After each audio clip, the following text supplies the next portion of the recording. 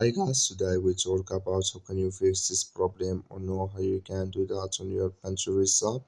All you have to do in the first, so you just scrolling down, you click here on settings here, then it's going to take you to this list. It's going to show for you like this.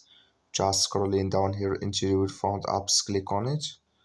Then here you're looking for Pinterest app or just click on search. At Pinterest app, it's going to show for you like this here, click on it. Then it's going to take you to this list. Click on for stop, click on OK. You're scrolling down here, click on storage.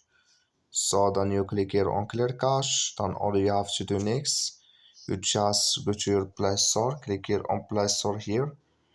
You search here for Pinterest app. It's going to show for you like this. You will find update, click on it, then it's going to work with you. Also, thank you for watching. Don't forget to support us by liking.